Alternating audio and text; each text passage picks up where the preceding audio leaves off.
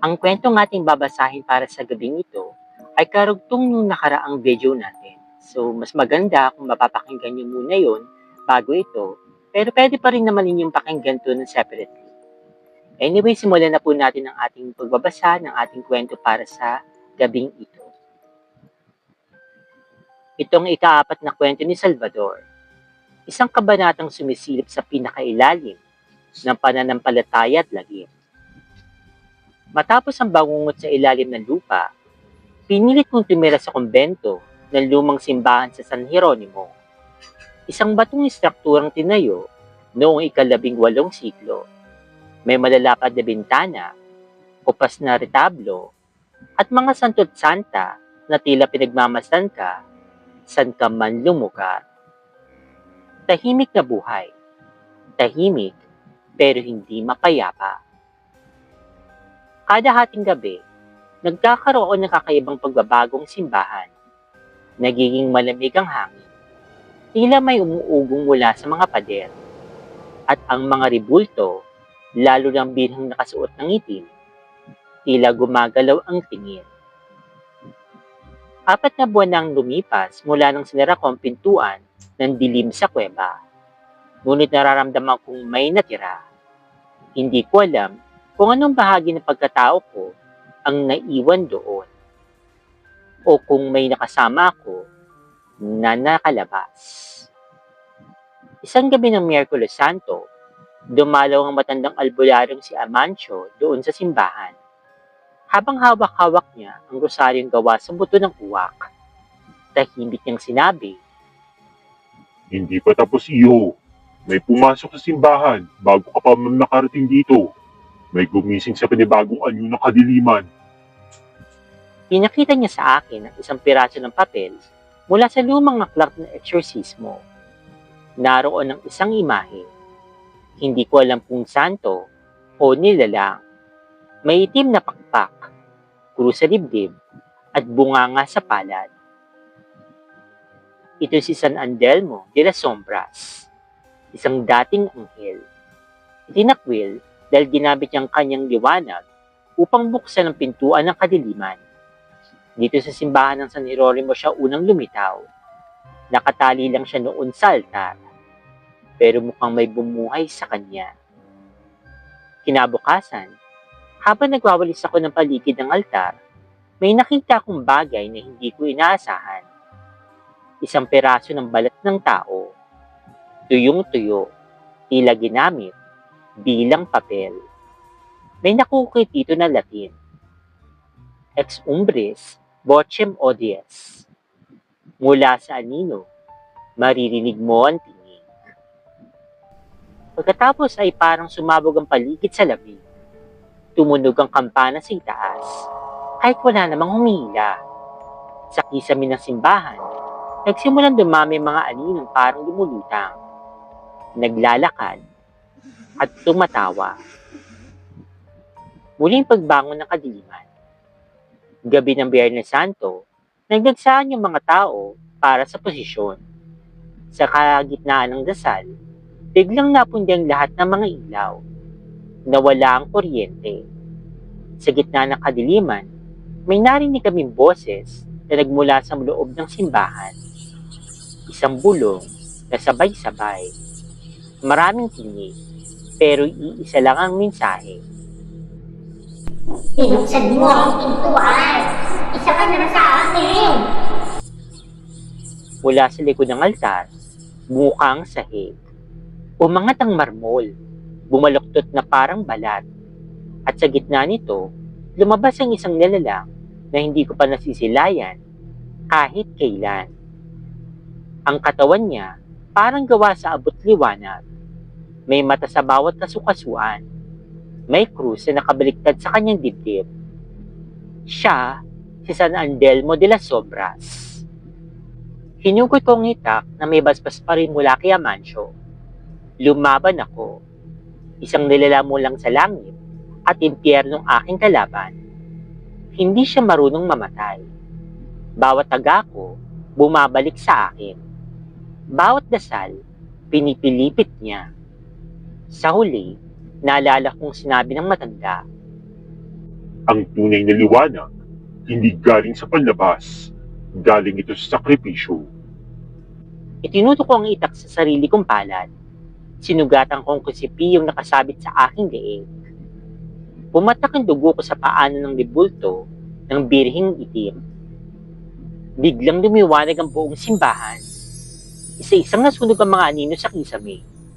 Napasigaw si San Andelmo. Tinawag niya ang aking pangalan, hindi para pumatay, kung hindi para sumama sa kanya. Dahil ako raw ay ang anak ng dilim na may liwanag sa puso. Ngunit tumanggi ako. Sa huling sandali, niyakap ko ang ribulto ng birhing itim at bumulong. Ako na po ang tagabantay! Ako na po ang huling harang! Pagsapit ng umaga, wala na mga aninong gumagala sa simbahan. Nanumbalik ang ilaw. Nagsimula ang misa. Wala ni isang mang taong nakaalala ng mga kaguluhan kagabi. Para bang binuruang alaalan ng buong bayan. Ako lang ang natira. Ako ang bagong tagapagbantay sa simbahan ng San Jeronimo.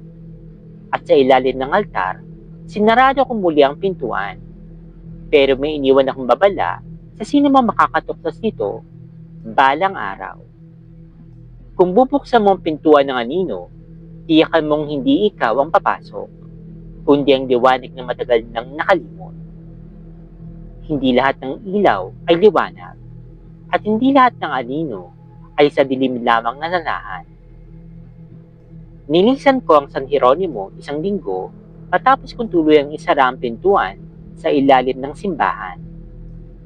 Bitbit ko lamang ang itak ni Amancio, rosaryo may buto ng uwak, at ang bagong bigat sa puso ko bilang tagapagsara ng mga daan sa kabilang mundo. Ang destinasyon ko, Ciudad del Espiritu, isang makabagong lungsod na puno ng matatayog na gusali, mga LED na billboards, at simbahan sa bawat kanto. Ang lubos akala ko, sa syudad, magiging ligtas ako. Akala ko naroon ng tunay na liwanag, pero sa pagpasok ko sa lungsod, wala ni isang anino. Sa unang gabi ko sa Ciudad del Espiritu, napansin kong kakaibang lahat.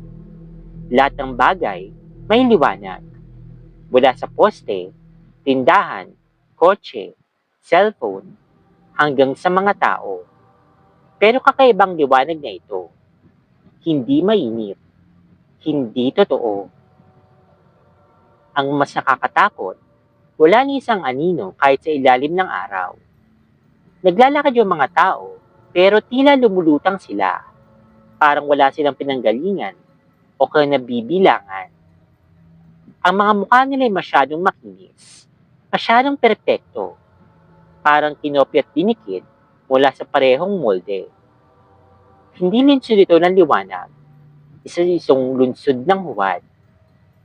Nalaman ko sa puso ng lungsod, naroon ang Iglesia del Silencio, isang katedral na kulay perlas, may napakataas na kampanaryo at pintuang hindi bumubukas, kailan pa man.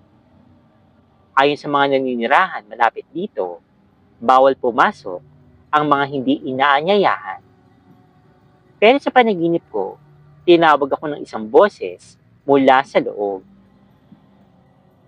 Salvador, ikaw ang huling anino. Bumalik ka sa pinanggalingan mo. Pinasok ko nga ang Iglesia del Silencio sa gabi ng walang buwan. Sa loob nito, walang bangko, walang mga altar, ang sahig ay salamin, at sa ilalim ng salamin, libu-libong mata na nakaangat, nakatitig, at gumagalaw. Sa gitna ng simbahan ng isang ribulto, hindi ng santo o santa, kundi isang ribulto na walang mukha. Ang katawan nito ay may mga pakpak, balingkinitan, may korona, ngunit sa liig ay butas lamang kung saan dapat naroon ang mukha. Lumapit ako, doon ko narinig ang isang boses. Hindi ka nila pinanganak para maging tagapagbantay. Ikaw ay nilikha upang maging isang pintuan. Biglang namitaw ang mga ribulto ng mga iba't ibang simbahan. Mga estatwa ng San Roque, San Sebastian, Santa Lucia, lahat ay lumingon sa akin. Hindi na sila kahoy. Gumagalaw sila, humihinga, at lumuluha ng dugo. Sa gitna ng katedral, bumukas ang sahig. Sa gitna ng katedral, bumuka ang sahig. Isang nilalang na mas malaki pa kay San Andelmo ang sumulpot. Ang tinatawag nila na Padre de las Sombras. Ang tunay na pinuno ng mga nilalang sa pagitan ng panaginip at katotohanan. Ang mukha nito ay salamin, kaya kung sino man ang tumingin, makikita ang sarili nilang pinakamadilim na anyo. Sa mukha niya, nakita ko si Salvador. Ako, ngunit may pakpak, mayroon sungay, may mata sa dibdib, at bibig sa kamay. Sabi niya, Ikaw ay anak ng paniniwala, pero kinain ka na ng duda. Pumili ka, isara mo ang pintuan, at ikaw'y mawawala ng anyo. O bubuksan mo ito, at hayaan ang mundo ang lunukin ng anino. ang huling pagpapasya. Pinikit ko ang aking mga mata. Inalala kong aking ina, ang aking ama, ang mga ate at kuya kong minsan tinangkang agawin ng kadiliman habang ako'y nasa sinapupunan pa lamang. Inalala kong tahimik na simbahan ng San Jeronimo, ang asin, ang dasal, at ang apoy. Kinuha kong itak ni Amancio at itinas ko ito sa harapan ng salamin ng Padre de las Sombras at bumulong. Kung ako ang pintuan, ako rin ang susi, at ang susi ay sakripisyo. Tinara kong itak sa sarili kong dibdib. Nang pumutok ang liwanag mula sa aking katawan, nagsimulang lumitaw ang mga anino sa lungsod. Ang bawat tao ay muling nagkaroon ng anyo. Ang mga mukha nilang perpekto, biglang nagbitak. Lumabas ang kanilang totoong anyo. May takot, may sakit, pero may pag-asa. Nagbukas ang simbahan. Nagkulay dugo ang mga pose ng ilaw. At isang boses ang narinig ko sa buong lungsod. Si Salvador ay hindi tagapantay. Siya'y handog. At dahil sa kanya, ang anino hindi nakaaway. Ito'y paalala na may liwanag sa bawat kadiliman. Makalipas ang ilang taon, isang matandang lalaki nakita sa bundok ng San Felipe. May hawak na itak at rosaryong itim. Hindi siya nangangaral. Hindi rin siya tumatawa. Pero sa bawat lugar na tinutuluyan niya, ang mga simbahan ay tahimik na. Ang mga ribulto nananahimik. At ang mga anino hindi na naglalakad mag-isa. Ngunit hindi lahat ng natatapos ay wakas. Minsan ito'y nagbabalik sa ating pinanggalingan. At sa dilim, mas malinaw natin nakikita kung sino tayo. Sa bayang Santa Regalisa, walang simbahan ng may ribulto. Ang mga santo'y tinanggal, sinunog, at ibinaon sa lupa noong pangtaong 1985, matapos ang tinatawag nila na pagdilim ng araw. Walang sino mang nagpaliwanag kung bakit nila ito ginawa. Bastang utos, bawal ang anumang imahe, bawal ang anino sa likod ng salamin, bawal ang pangalan ni Salvador. Ngunit si Nicolas, isang batang ulila, hindi marunong sumunod. Habang nagwawali siya sa abandonadong kumbento, natagpuan niya ang isang lumang libro sa ilalim ng altar. Balot sa tela, amoy alkitran. Sa unang pahina, may nakaukit na pangungusap. Ang ikatlong anino ay hindi bahagi ng tao. Ito'y nananahan kung saan may sakripisyo. Hindi niya naintindihan noon kung anong ibig sabihin nito. Pero nang gabing din yun, nagsimula nang hindi sumunod ang kanyang anino sa liwanag ng kandila. Isang gabi, habang naglalakad si Nicolas pauwi, napansin niya ang kanyang anino ay hindi na dumidikit sa kanyang paa. Nakalutang ito. Para bang may sariling isip. Nagtago siya sa silong ng kanilang lumang bahay. Ngunit lalo lamang siyang kinilabutan na makita niya ang kanyang anino ay may 3 ulo. Nakaharap sa kanya at ngumiti ito. Doon siya nagsimulang magkaroon ng mga panaginip. Isang lalaki nakaupo sa trono ng buto. Isang babaeng may rosaryong itim na binubulungan ng libu-libong anino at isang lunsod na hindi sumisikat ang araw. Isang pangalan ng paulit-ulit sa kanyang panaginip. Salvador! Ayon sa matandang si Tia Carmela, na minsan kilala bilang tagapangalaga ng simbahan nung hindi pa ito sinunog, may 3 batas ang mga anino. Hindi sila dapat mauna sa tao. Hindi sila dapat makipaghiwalay sa gabi.